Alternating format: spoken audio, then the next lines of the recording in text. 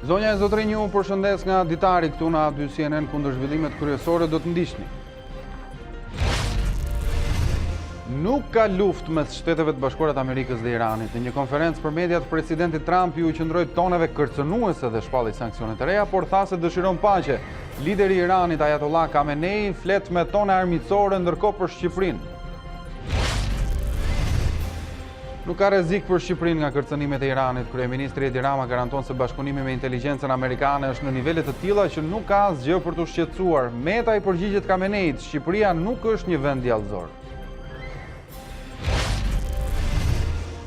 Ditën që mori kryesimin e OSBE-s në Vjenë, kryeministri Edi Rama e quajti artificiale krizën politike në vendin tonë. Rama këshilloi gazetarët që të lexojnë mirë ligjin e ri për mediat, duke kujtuar se ka tashmë mbështetjen e OSBE-s. Mirëmbrëma, unë jam Arlin Disa, ndër të tjera gjatë ditarit do të ndiqni. Partia Demokratike kërkon verifikimin e të kaluarës për kryebashkiakun socialist Mallakastrës si subjekt i mundshëm i dekriminalizimit. Qerimi Ismaila i ndërkohet poshtë pretendimet për dëbim nga Greqia.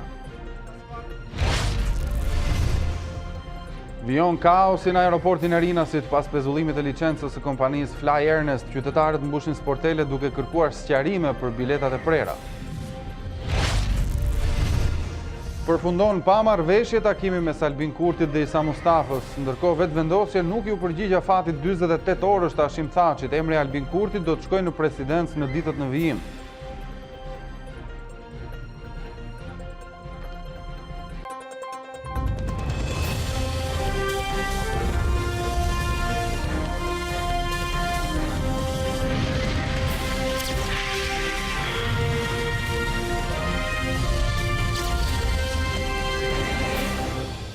Ka luftë mes Amerikës dhe Iranit. Konfirmimi vjen nga presidenti Donald Trump pas komentit parë publik lidhur me sulmet raketore të Teheranit në 2 bazat ushtarake amerikane në Irak.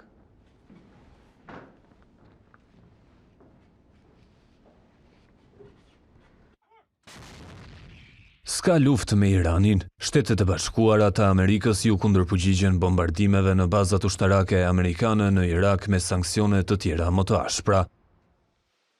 Presidenti Donald Trump ju drejtua botës për herë të parë pas sulmit raketor balistik të Iranit, që shënjestroi forcat amerikane, duke njoftuar se regjimi islamik është qetësuar.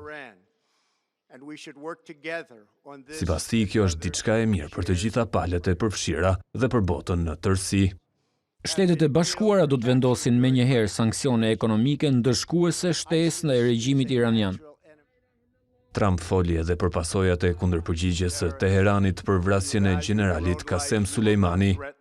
Asnjë amerikan nuk u lëndua gjatë sulmit të regjimit iranian. Më herët qeveria e Shteteve të Bashkuara dhe ajo e Irakut njoftoi se nuk ka pasur asnjë viktim apo të plagosur në lokacionet ku ranë raketat. Presidenti Trump gjatë konferencës së tij u zotua sërish se nuk do të lejonte Iranin të posedonte armë bërthamore. Irani duhet të braktisë ambicjet e tij bërthamore dhe të jap fund mbështetjes së terrorizmit. Ne duhet të punojmë të gjithë që të arrijmë një marrëveshje me Iranin që e bën botën më të sigurt dhe një vend më paqësor.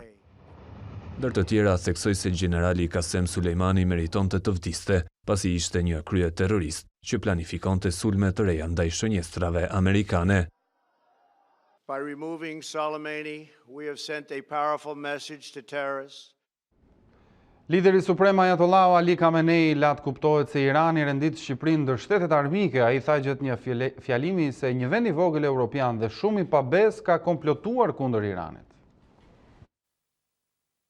Shqipëria një vend armik i Iranit. Kështu la të kuptohet Ayatollahu Ali Khamenei, i cili tha se Republika Islamike duhet të njihte armiqtë e saj, por pa përmendur në mënyrë direkte shtetin ton. Gjatë një fjalimi për të nderuar generalin e vrarë Qasem Sulejmani, lideri denoncoi përpjekjet për komplot kundër Iranit.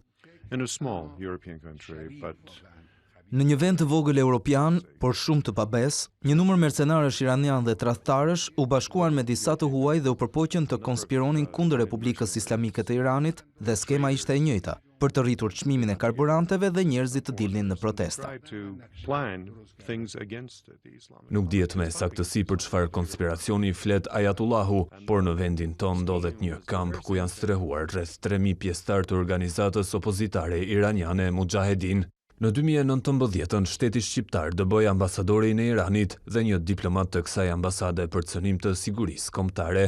Gjithashtu vitin e kaluar, policia shqiptare njoftoi zbulimin e një celule aktive terroriste të njësisë së operacioneve të jashtme të forcave Quds iraniane. Në atë kohë, drejtori i policisë Ardi Veliu tha se celula terroriste është gjithashtu përgjegjëse mes të tjerash për planin e muajit mars të 2018 për kryerjen e një akti terrorist gjatë kremtimeve të festës së Nevruzit, të frekuentuar nga anëtar të nivelit të lartë të organizatës opozitare iraniane Mujahedin, plan që u parandalua nga masat e shtuara të policisë së shtetit fal informacioneve të sakta.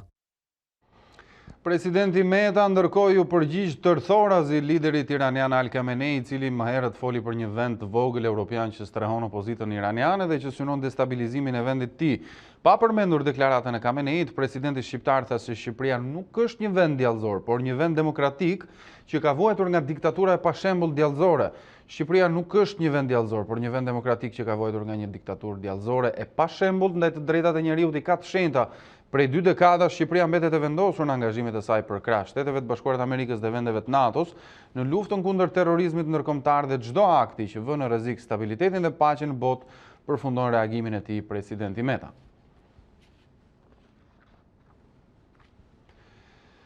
Edhe pse në Shqipëri janë të strehuar një numër i konsiderueshëm opozitarësh të regjimit iranian, nuk ka arsye të shqetësohemi, u shpreh kryeministri Rama nga Vjena i pyetur nga gazetarët për tensionet në Iran dhe Shtetet e Bashkuara të Amerikës. Kreu i qeverisë garantoi se Shqipëria është në duar të sigurta në bashkëpunim me inteligjencën amerikane. Unë nuk besoj që kjo e ekspozon në mënyrë të posaçme Shqipërinë. Ka ndryshuar nga sigurimi i inteligjencës? Dhe nuk kemi arsye të besojmë për këtë, të besojmë këtë pikërisht sepse ne jemi në kontakt permanent me aleatët tanë, edhe kur është puna tek inteligjenca, besoj që ata janë të pa kongurueshëm botërisht edhe si thuash në këtë rast ne jemi në duar të sigurta kur është fjala tek marrja e informacionit. Nuk kemi arsye objektive, besojmë që ka një ekspozim të veçantë, sepse por nga ana tjetër sigurisht që jemi të alertuar dhe jemi të si thua angazhuar në përditshmëri për këtë proces, patjetër. Ndërkohë, zyrtarë të lartë amerikanë paralajmërojnë për nisjen e një lufte mes Iranit dhe Shteteve të Bashkuara, ndërsa tensionet mes dy vendeve përshkallëzuan ndjeshëm me sulmin kundër bazave në Irak.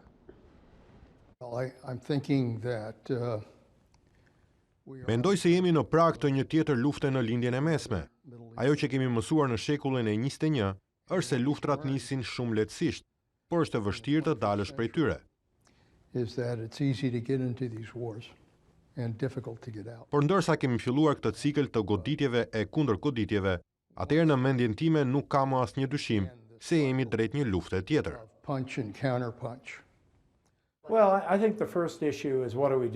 Mendoj se pyetja e parë është çfarë do të ndodhë më pas. Shpresoj se kjo është diçka që është konsideruar dhe diskutuar para vrasjes së General Sulejmanit. A do të sulmojmë objektiv iranian? Do të vjemi pas zonave nga ku ata hedhin raketat, apo do të godasim shënjestra ekonomike.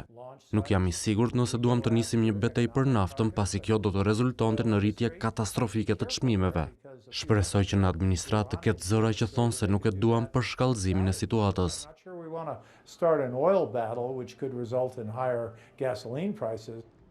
Mirë, mbetemi tek e njëjta temë. Generali amerikan Mike Barbero shpjegoi në studion e emisionit Dita Jon këtu në A2 rrethanat që quhen në vrasjen e generalit iranian Qasem Soleimani, ndërsa shtoi se presidenti Trump nuk dëshiron luftë. Mëtej generali tregoi edhe rolin e NATO-s në këtë konflikt, ndërsa kryetari i Partisë Republikane Fatmir Mediu shpjegoi influencën e Sulejmanit në përgatitjen e atentateve në Shqipëri.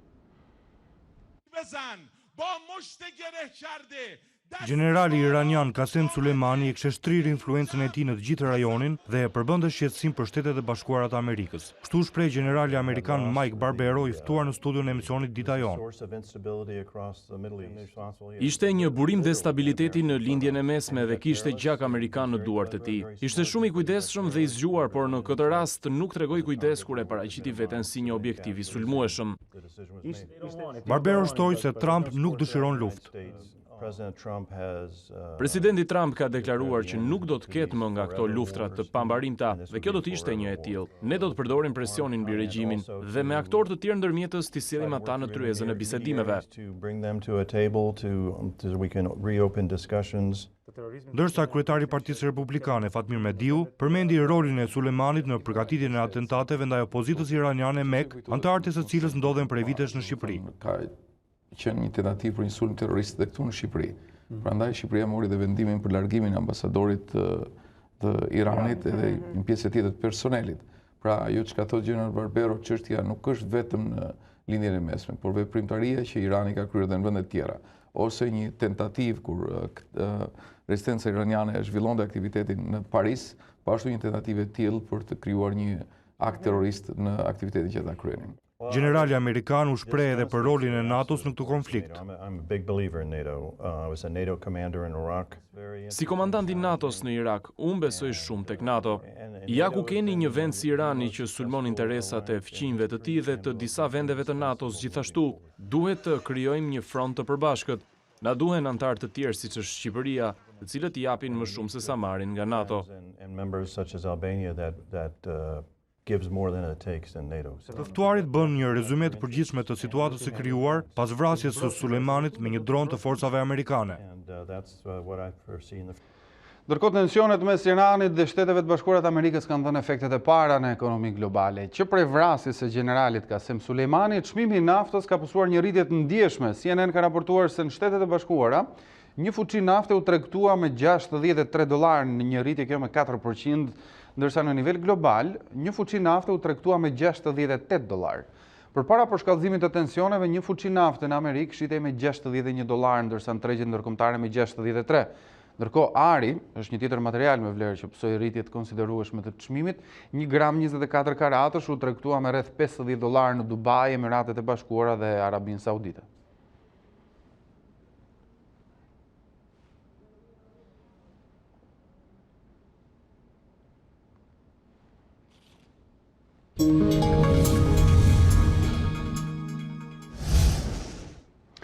Mirë, do të flasim për politikën tani. Kreu i qeverisë ishte në Vjenë sot, nga ku kreu edhe një bashkëbisedim me gazetarët, të cilëve u tha se ne jemi komod me marrjen e presidencës së OSBE-s. Ne nuk jemi komod, jemi super komod.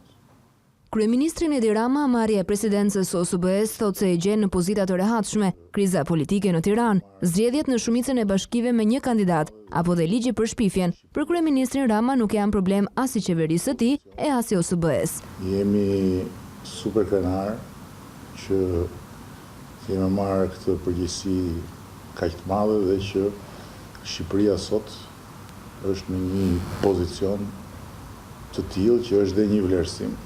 Gazetarët e pakënaqur me ligjin duhet lexojnë ligjin.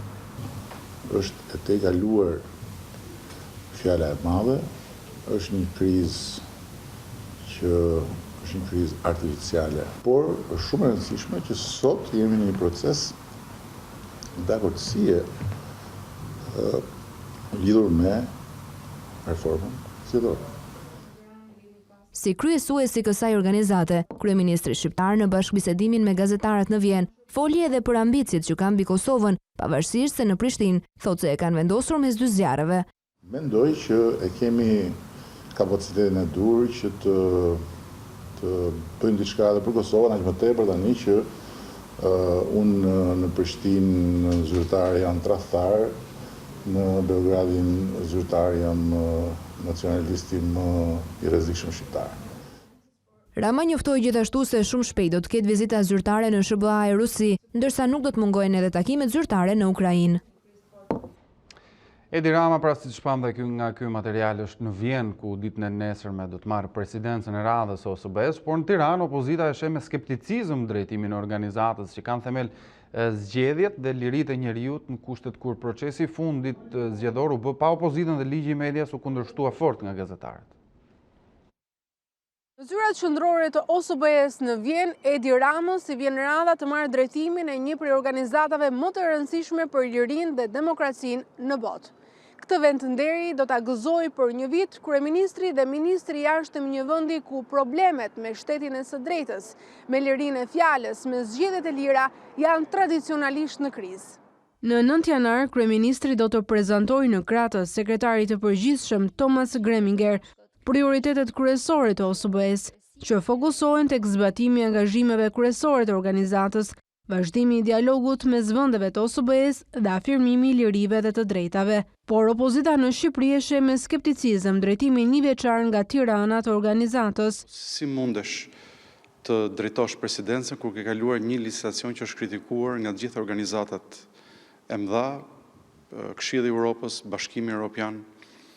Si mundesh të kryesosh presidencën e OSBE-s dhe të flasësh për standardet zgjedhore? A është kjo një nga punët kryesore të OSBE-s? Jemi kthyer në kohën e monizmit. Atëherë ky vend që do shkojë dhe do flas në emër të këtyre vlerave, vendeve tjera, është në momentin e tij më të keq, çfarë jep një goditje seriozitetit të kësaj organizate. Dhe organizata humb në besueshmëri, në autoritet, kur drejtohet nga një vend i cili është në një krizë të thellë. Kjo vjen në një moment shumë të keq për vendin, kur ne kemi një cënim të rënd të demokracisë funksionale, kemi cënim të rënd të atyre parimeve për cilën është krijuar OSBE-ja dhe në mbrojtje të cilëve ajo qëndron sot e kësaj dite, që janë, edhe një herë po e përmend, janë liria e shprehjes dhe fjalës dhe shtypit dhe organizimi i zgjedhjeve gjithëpërfshirëse pluraliste demokratike. Qalon rënd sepse Shqipëria nuk i ka këto vlera për t'i shpalosur dhe Ish-ministrat e jashtëm i sugjerojnë mazhorancës të shfrytëzojë këtë shans për të rivendosur dialogun politik në Shqipëri. Të zgjidhet kriza e rënd, të zgjidhet problemi i zgjedhjeve, problemi i mungesës kontrollit. Sot kemi një person që kontrollon çdo pushtet. Promovimin e demokracisë funksionale fillon nga vetja. Në radhë parë duke kërkuar që pikërisht të organizojë sa më parë zgjedhje të lira, të drejta, gjithëpërfshirëse. Por sa do të shërbejë udhëtimi drejt Vjenës dhe sa do të ndikojë atmosfera e zyrave qendrore të OSBE-s tek kryeministri shqiptar? Viti 2020 tërheq pas një krizë të fortë politike dhe institucionale, çka e bën të vështirë parashikimet. Megjithatë, ajo çfarë i mbetet detyrë shtëpi e klasës politike është zgjidhja e krizës. Kolega jon gazetarja e A2CNN, Klementina Cenkollari, është duke ndjekur vizitën e kryeministrit shqiptar Edi Rama dhe delegacionin që shoqëron atë në Vjenë, ku Shqipëria pritet të marrë kryesimin e OSBE-s. E kam kolegen në një komunikim të drejtë për drejtë. Klementina, mirëmbrëma, të përshëndes. Atëherë, ne ndoqëm mesazhet kryesore të kryeministrit shqiptar me gazetarët, ku edhe ti ishe pranishme, por çfarë parashikohet nesër në agjendë për marrjen e presidencës së OSBE-s nga Shqipëria? Për sa përket diplomacisë jashtme, dita e nesërme do të jetë një moment kulminant pasi zyrtarisht kryeministri Edi Rama do të marrë presidencën e radhës së OSBE-s. Ai pritet që t'i drejtohet 56 vendeve të tjera anëtare të OSBE-s për t'i prezantuar prioritetet kryesore që ka Tirana zyrtare në këtë mandat një vjeçar të saj, që sikurse ka bërë me dije që në datën 1 janar kryeministri, por që i përsolli edhe gjatë ditës së sotme, do të fokusohen tek forcimi dhe i të lirive dhe të drejtave të njeriut, tek parandalimi i përshkallëzimit të konflikteve dhe në këtë pikë do të rikthehet sërish të çështjes së Ukrainës, pra ndërhyrjes për të çuar në një normalizim të situatës atje, por do të jetë një nga prioritetet gjithashtu edhe nevoja për të pasur zgjedhje të lira të ndershme në të gjitha vendet që janë pjesë e OSBE-s, sikurse dhe nevoja për të luftuar krimin dhe korrupsionin, veçanërisht pra luftën ndaj korrupsionit. Zoti Rama do të ketë pra fjalë dalën përpara vendeve anëtare dhe rreth orës 12:30 së bashku me sekretarin e përgjithshëm të OSBE-s Thomas Greminger, ai do të jetë përballë gazetarëve për t'i dhënë përgjigje për këtë sfidë mjaft të rëndësishme, të cilës i është besuar Shqipërisë që në fakt që në vitin 2012, por që tashmë merret zyrtarisht deri në muajin dhjetor të 2020-s kur të mbaron mandati 1 vjeçar i Shqipërisë. Sot Klementina ju takuat edhe Harlem Desir, përfaqësuesin e OSBE-s për lirinë e medias. Si ka qenë ose cili ka qenë qëndrimi i tij për paketën anti-shpifje të miratuar së fundmi në kuvend?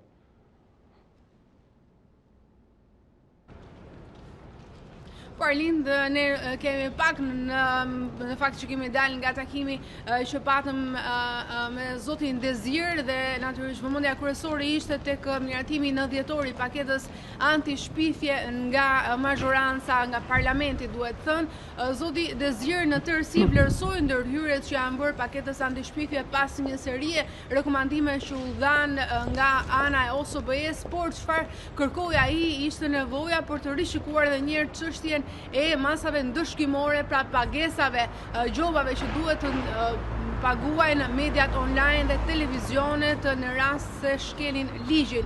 Kujtojmë që me ndryshimet e fundit që i bëri mazhoranca, vërtet u pranua ajo që sugjerohej nga OSBE, pra ajo e një gjobe proporcionale, por tavani për mediat online në vend që të ulej u rrit. Kujtojmë nga 400.000 shkoi në 600.000 lekë të reja për mediat online, ndërsa mbeti e pandryshuar për televizionet në 1 milion lekë.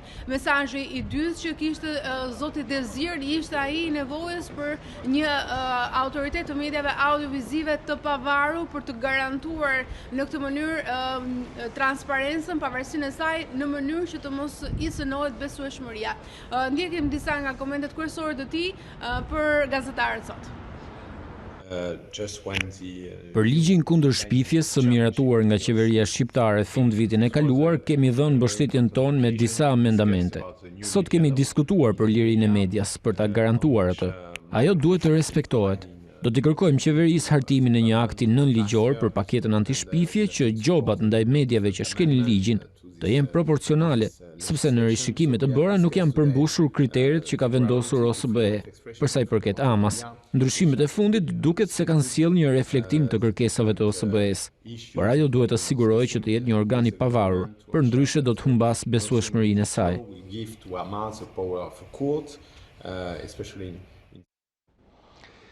Klementina Cengollari, unë të falenderoj për këtë komunikim të drejt për drejt nga Vjena.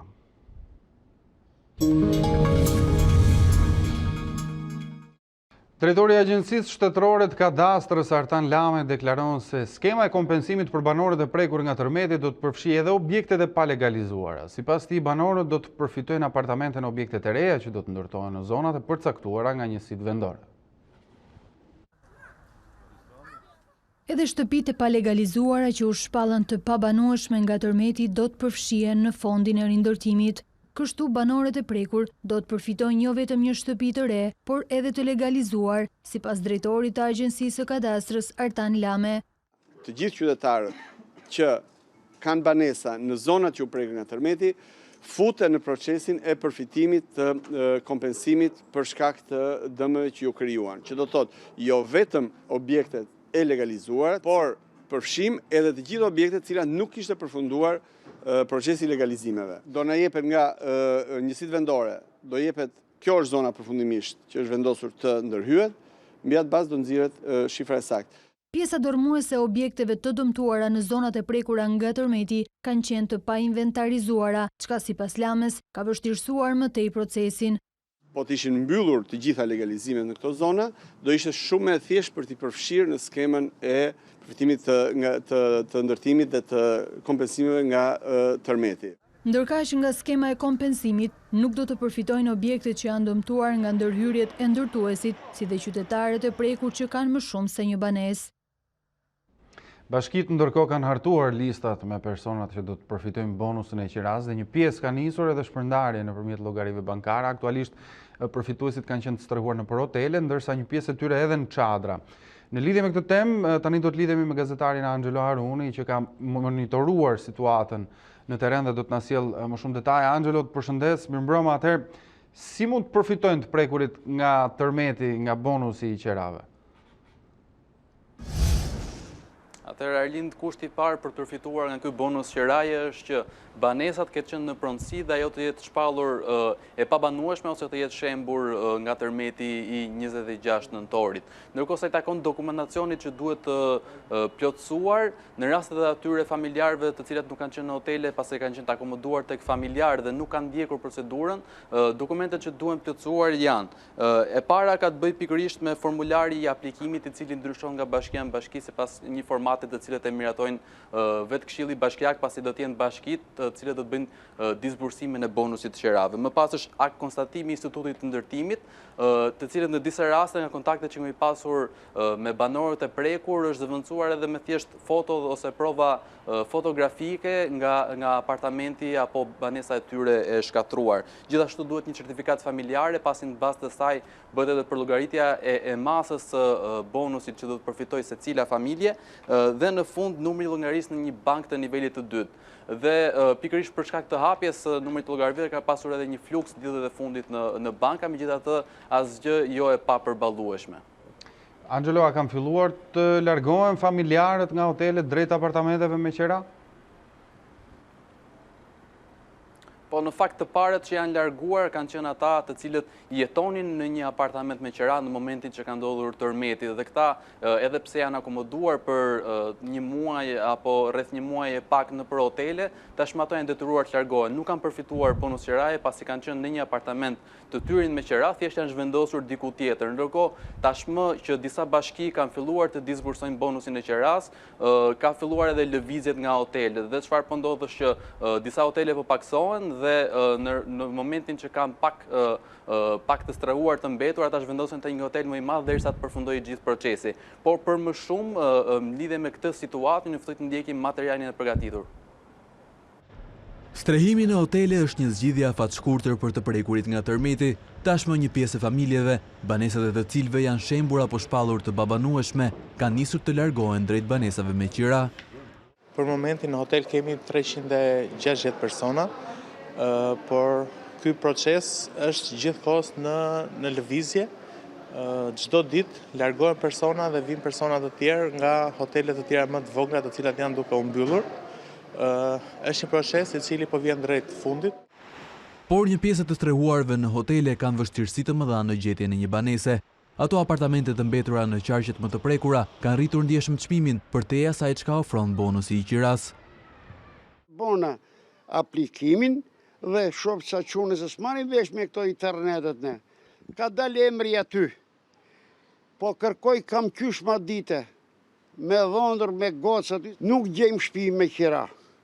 Ku të mytem unë? Ne kemi aplikuar, po nuk kemi gjetur. Kam net me ditë tana, kam net në Durrës, kam shkuar qark dhe s'kam gjetur, atje ata që e kanë po me euro, ata që kanë. Po them që nuk ka. Unë nuk e përballoj dot. Në bazë të marrëveshjes me autoritetet shtetërore, hotelet mund të strehojnë familjet deri në fund të marsit, për ndryshe rrezikojnë përgatitje në kohë për sezonin veror. Afati jon përfundimtar është data 30 mars, pasi më vonë se ky afat nuk kemi mundësi që t'i mbajmë, pasi na duhet dhe ne një kohë e nevojshme për restaurimin e hotelit, për lyerje, arredim tjetër apo pastrim gjeneral. Faleminderit që do na marrin dhe aq, por shpresojmë tash nga shtetit na strehojnë ne që s'kenë shtëpi fare. Nuk rri se ai ka halë të veta. Ate falenderoj unë se në majti si jetimi kam gjithë robi, Zoti na ka ndorë. Krahas personave të akomoduar në hotele, ende mijëra të tjerë qëndrojnë të strehuar në çadra, veçanërisht në zonat rurale, ndërkaq qeveria ka premtuar se programi i rindërtimit do të përfundojë deri në pranverën e vitit të ardhshëm. Angelo, ndërkohë, si do të veprohet me personat në çadra që kanë dashur, që ndrojnë pranë shtëpive tyre pavarësisht dëmeve që kanë pësuar nga tërmeti?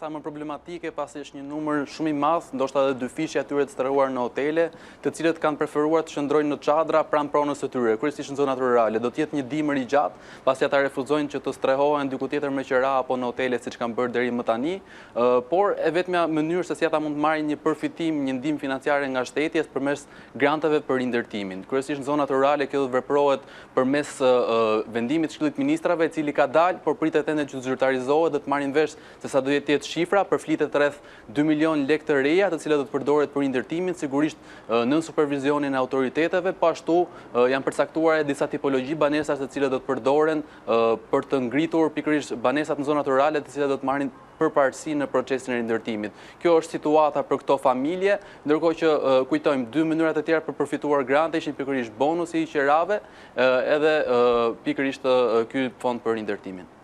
Falenderoj për detajet, ishim me Angelo Haronin.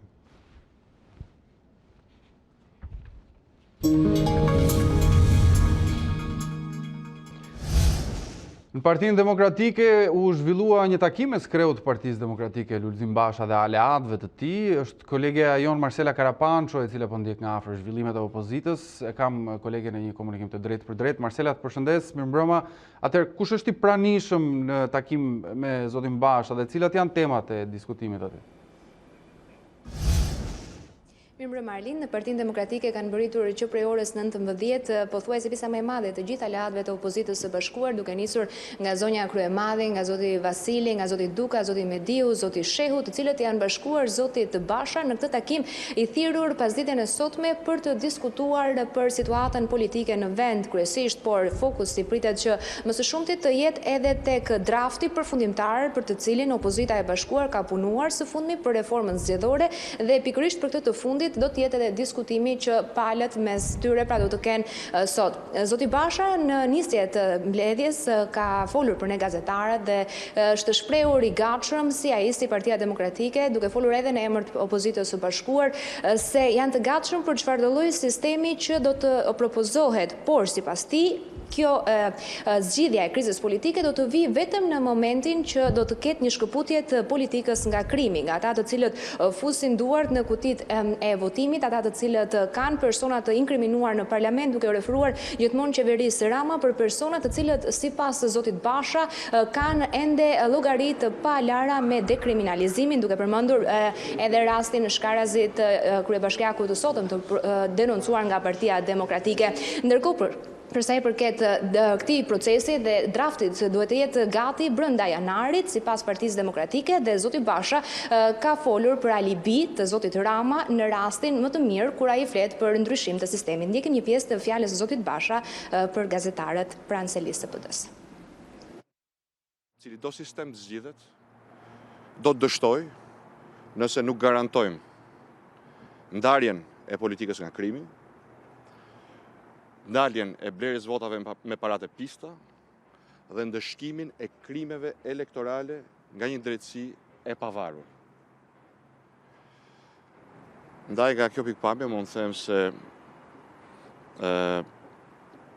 alibia se fajin e ka sistemi, fatkeqësisht mund të kthehet në një shtojc të propagandës Ramës, sipas cilës jemi të gjithë njësoj, sipas cilës fajin e ka çdo kush përveç atij për kandidimin e personave me rekorde kriminale, për kapjen në përgjime të gjithë kupolës socialiste duke blerë vota me krimin organizuar, ku në fakt e dim të gjithë se Shqipëria është sot në një krizë të thellë politike e cila ka precipituar një krizë ekonomike dhe në një krizë të paimagjinueshme emigracioni për shkak të përgjegjësive të këtij kryeministri dhe dështimit total të tij dhe të qeverisë së tij.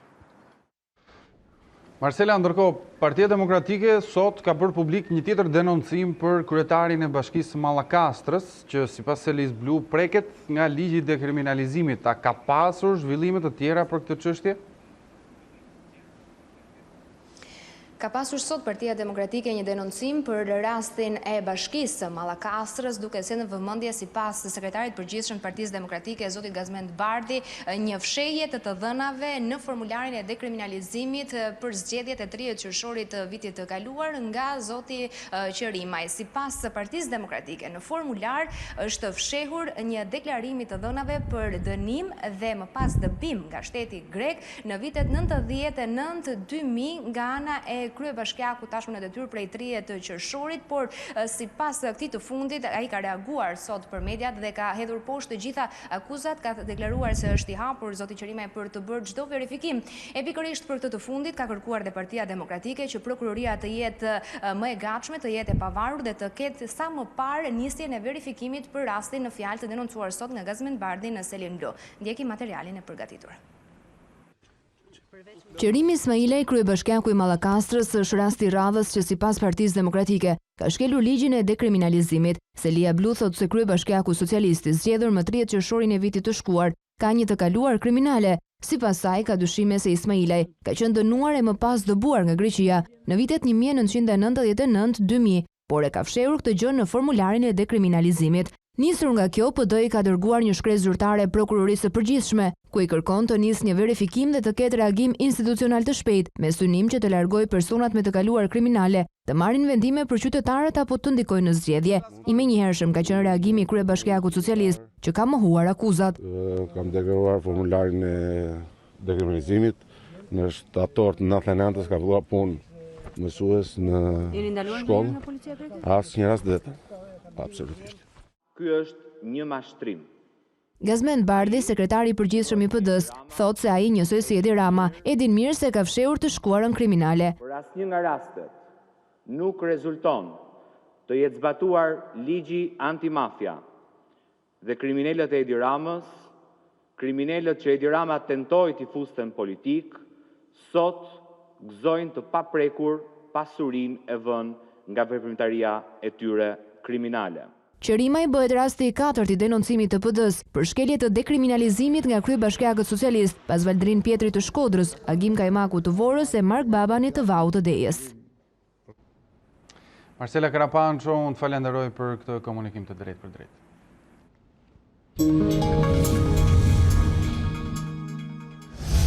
Gjykata e posaçme rrëzoi pretendimet e Arbër Çekajt për përjashtim nga procesi të prokurorit të çështjes Edvin Kondili, akuzuari për trafikimin e 613 kg kokainë, akuzoi prokurorin e Spakut për manipulim provash dhe inat personal ndaj familjes së tij.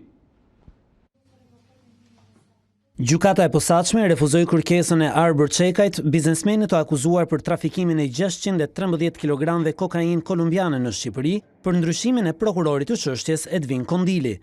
Me fraza ironike, Çekaj akuzoi prokurorin e Spak për manipulim provash dhe për inat personal ndaj familjes së tij. Nuk e di sa prokuror ka Spak, por nëse nuk ka prokuror në Shqipëri, propozoj që të bëhet si në Champions League, të huazohet një nga jashtë, nga Serbia për shembull, me që i kemi marrëdhënie të mira tani. Zotria e ka personale me mua. Ka shpërndar lajme se kam bashkëpunuar me autoritetet dhe se kam treguar emra bashkëpunëtorësh, duke vënë në rrezik familjarët e mi. Unë në asnjë moment nuk uroj të cënohet zotria apo familjarët e prokurorit. I pandehuri pretendoi se ishte akuzuar vetëm për shkak të vendlindjes dhe mbiemrit të tij të mëparshëm Kuliçaj. Unë jam në burg se jam nga Tropoja, se kam një mbiemër që nuk i pëlqen zotrisë. Unë jam në burg që të tjerë të vijojnë punën. Me zotrin përballë unë nuk mund të vazhdoj gjyqin. Nëse s'keni tjetër, le të dënohem si në diktaturë me një dëshmitar. Por ky as dëshmitar nuk ka gjetur. E di që jemi në Shqipëri dhe mund të bëni ç'to doni. Nuk e di çfarë keni me familjen Kuliçaj. Do vije edhe drejtësia ime në rrugë ligjore normalisht. Deklaratat e Çekajt tingulluan si kërcënuese në veshët e prokurorit Kondili. E nderuar gjykat, kërkesa është e padrejtë dhe kërkoj rrëzimin e saj. Sa i përket komenteve të bëra, unë nuk kam asgjë personale me të pandehurin apo me mbiemrin e tij. Në lidhje me kërcënimet, nuk më shqetësojnë dhe nuk ja këshilloj. Në të njëjtën seancë, gjykata refuzoi edhe kërkesën e bërë nga Çekaj dhe të bashkëpandehurit Armando Pezaku e Donaldo Lushaj për lirim nga qelia. Sipas pretensës së lexuar në nëntor, Çekaj rrezikon 21 vite burg për trafik narkotikësh dhe grup të strukturuar kriminal, ndërsa Lushaj e Pezaku 16 dhe 13 vite. Seanca radhës, ku do të dëgjohen konkluzionet e mbrojtjes, u caktua në 23 janar. Lufta kundër korrupsionit dhe stundimi i ligjit mbeten prioritet për Shtetet e Bashkuara të Amerikës. Përmes një videoje të shpërndarë në rrjetet sociale, Ambasada e Shteteve të Bashkuara të Amerikës shpjegon se Byroja Kombëtare e Hetimit, e njohur ndryshe si BKH-ja, do të veprojë në mënyrë të ngjashme me FBI-n amerikane dhe do të hetojë korrupsionin në nivele të larta dhe krimin e organizuar gjithashtu. Elementi i dytë i SPAK-ut, zyra e prokurorit posaçëm ose SPO-ja, do të çojë në gjykat çështjet e hetuara nga SPAK. Janë plot $4 milion që qeveria e Shteteve të Bashkuara të Amerikës ka dhënë për BKH-n në mbështetje të përpjekjeve të Shqipërisë për zhvillimin e sistemit etik, transparent dhe profesional të drejtësisë që qytetarët e saj meritojnë, thuhet në reagimin e ambasadës amerikane.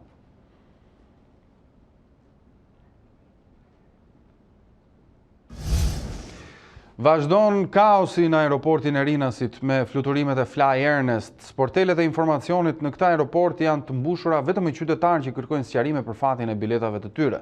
Këtë të mërkur, megjithatë, fluksi ishte më i pakët pasi një pjesë e mirë e pasagjerëve kanë vendosur që të presin një bilet të dytë me një kompani tjetër. Në faqen online të Fly Ernest vazhdojnë dhe bëhen prenotime me biletash drejt Italisë deri në 12 janar. Pavarësisht se kompania ka vështirësi të menaxhojë pasagjerët që kishin prerë më parë biletat, duke shkaktuar një kaos të madh në aeroport. Sipas autoritetit aviacionit civil, Fly Ernest po punon me numër të reduktuar avionësh, çka ka bërë që udhëtimet e orareve të ndryshme të shkrihen në një. Sporteli informacionit në aeroportin e Rinasit është i mbushur me qytetarë të shqetësuar për fatin e fluturimeve të tyre, paratë e shpenzuara, apo ato që duhet të shpenzojnë ekstra për një bilet të dytë me një kompani tjetër dhe sigurinë e vendit të punës. Ne kemi informacion për datën e sotme. Imagjino çfarë informacioni mund të kemi deri më datën e 12. Ernesti nuk ka thënë vetëm tek Ernesti. Ernesti zyrat e ka mbyllur, call centeri i gjithkohës i bllokuar. Numri që thirrët nuk është i saktë. Numrat e kontaktit të kompanisë, e cila u pezulluan nga aviacioni civil italian për të kryer fluturime për tej 13 janarit, janë të padisponueshëm. Përveç operatorit elektronik, askush nuk përgjigjet. Edhe atyre pasagjerëve që mundën të udhtojnë këtë të mërkur, ju desh të prisnin gjatë. Njoftimi se vonohet, shoqëron të dy fluturimet e Fly Ernest, njëri nga Genova dhe tjetri nga Pisa. Në këtë të fundit, edhe pse qytetarët kanë bërë check-in dhe kontrollet e rastit, janë ende në pritje të një orari që nuk dihet se kur do të vi. Fluturimi për në Pisa i parashikuar në orën 11:30 u realizua vetëm pas më shumë se 2 orësh, ndërsa nuk ka orar të përcaktuar për atë që shkon drejt Genovës, Bergamos apo Bolonjës. Pasagjerëve që udhtonin nga Pisa drejt Tiranës ju desh të prisnin mbi 5 orë në aeroport, derisa të përcaktuej fati i udhëtimit të tyre. Probleme kishin dhe ata që u nisën nga Bergamo. Na morën telefon se ne do u nisim 12:40, na thanë që niset në 8, në orën 8 mëngjesit. Su nis në orën 8 dhe jemi nis në orën 11 pa 25. Kur merr Ernestin? Jo, se kanë dënjur tjerët edhe nga 10 orë aty jashtë. Janë ndërprer fluturimet, kanë ardhur shtëpi, kanë ikur prap, kanë ardhur shtëpi, kanë ikur prap. Diku te 2-3 orë, jo shumë, kësaj radhe. Aviacioni civil shqiptar thotë se i ka duart e lidhura në këtë situatë, për aq kohë sa kompania është e licencuar nga autoriteti italian. Ky i fundit pas 13 janarit i pezullon fluturimet si pasojë e mospagimit të gjobave dhe detyrimeve. Vet Fly Ernest në një njoftim në faqen e saj garanton se do të përpiqet të zgjidhë sa më parë këtë problematik dhe të rifillojë fluturimet, por deri më tani kaosi në aeroport ka qenë vetëm feedback. Mbi 300 persona udhëtuan drejt Italisë ditën e martë, pavarësisht se jo drejt destinacionit për cilën kishin prerë më herët biletat me Fly Ernest. Avionët e vënë në dispozicion nga kompania, edhe pse jo me logon e saj, u mbushën plot. Qytetarët preferuan që për të mos djegur biletat, të ndryshojnë destinacionin dhe të fluturojnë në një qytet tjetër, duke paguar shtesë transportin për në qytetin e origjinës. Ulja e temperaturave ka krijuar probleme me ngrohje në shkollat nëntëvjeçare të Elbasanit. Nxënësit shprehen se përpiqen të ngrohen me pajisje elektrike të sjella nga prindrit e tyre, por rrjeti elektrik i shkollave nuk mban ngarkesën. Këtë problematikë ka denoncuar edhe dega lokale e Partisë Demokratike, ndërsa bashkia shprehet se janë marrë të gjitha masat për ngrohje në shkolla. Ditët e ftohta që kanë bërthyer vendin kanë krijuar probleme edhe sa i takon ngrohjes në klasat e arsimit fillor dhe atë 9-vjeçar në qytetin e Elbasanit. Në disa shkolla ngrohja realizohet vetëm me rezistenca dhe pajisje të tjera elektrike të sjella nga prindrit e nxënësve, por edhe ato herë punojnë dhe herë jo, për shkak se rrjeti elektrik i shkollave nuk mban ngarkesë. Këtë fakt e pohojnë edhe vetë nxënësit. Cupa që kemi veshur. Rezistenca ishte pak me probleme, mirë punonte, pastaj s'punonte. Kishe të ftohtë? Pak. Me çfarë ngroheni? Me rezistenca. Me rezistenca. Keni pas ftohtë? Po. Ngrof, se kemi bler vetë. Me rezistencë? Po, me rezistencë. Sepse më parë ca ditës që ishte shumë ftohtë dhe më ernim super të mullu. Sepse prapë rezistencë e ndezin, po në rast është ftohtë. Problematikën me ngrohjen në shkollat nëntëvjeçare e ka denoncuar dhe dega lokale e Partisë Demokratike në Elbasan. Gjatë këtyre ditëve, në pjesë e konsiderueshme e shkollave të qytetit dhe në fshatra vazhdojnë të jenë pa ngrohje dhe nxënësit dhe mësuesit vazhdojnë mësimin në kushte migjeniane, ku i ka hyrë i ftohtin palc dhe klasat po bëshatisen dita ditës. Ndërkohë Bashkia, institucioni përgjegjës për ngrohje në shkolla, nuk e pranon këtë situatë, duke deklaruar se shumica e shkollave kanë sisteme ngrohje dhe se ato janë në punë, ndërsa në ato shkolla ku nuk ka, është lejuar ngrohja me mjete alternative, dru zjarri ose pajisje elektrike dhe kostot mbulohen nga Bashkia. Vetëvendosje dhe Lidhja Demokratike e Kosovës ende pa marrëveshje për bashkëqeverisjen. Edhe takimi i dytë i kësaj jave mes kryetarit Albin Kurti dhe Isa Mustafës u përmbyll pa dakordësi edhe pse diskutimet kanë zgjatur 3 orë. Në përfundim të takimit foli zëdhënësi i LDK-s Besian Mustafa, i cili theksoi se ka lëvizje në arritjen e një marrëveshje për formimin e qeverisë, ndërsa palët janë pajtuar që të takojnë sërish nesër. Sot ndërkohë skadoi afati i dhënë nga presidenti Hashim Thaçi ndaj vetëvendosjes për të caktuar të nominuarin për kryeministër, i cili do t'i dorëzojë mandatin atij për formimin e qeverisë së re. Shkresën zyrtare vetëvendosja e tha se do ta dërgojë në presidencë gjatë ditëve në vijim.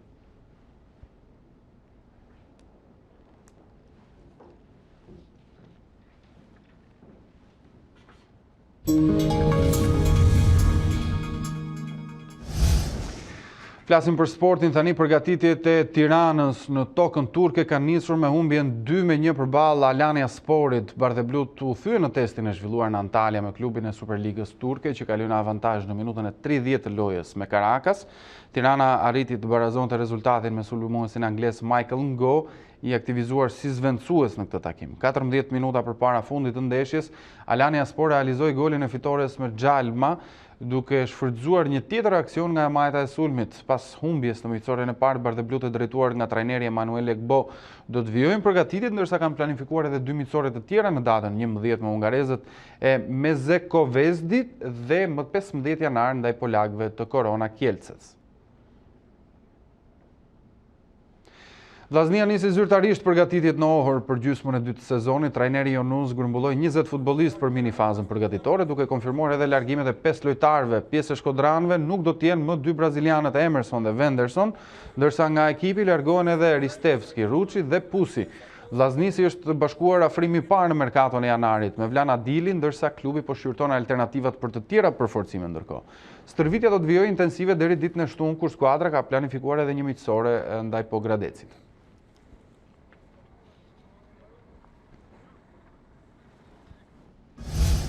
Mirë, do të mësojmë tani nga Tanja Porja se si do t'jetë moti në orët, në vijim dhe gjatë ditës së nesërme.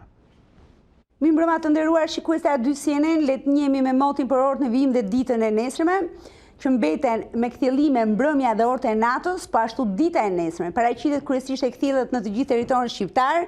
Përjashtim do të bëjnë orët e pasdites së nesërme, të cilat sillin vranësira kalimtare në skajin verior, por kryesisht në verilindje, megjithatë nuk do të ketë rreshje në Shqipëri gjatë ditës së nesërme. Vlen të theksohet se vlera termike gjatë ditës së nesërme do të rriten me 2 gradë Celsius në mëngjes, por edhe në mesditë, duke bërë që minimumi në shkallë Shqipërie të ngjitet në -6 gradë Celsius, ndërkohë maksimumi do të shënojë nga 13 në 14 gradë Celsius këto gjatë mesditës së nesërme në zonat e ulëtësirës perëndimore.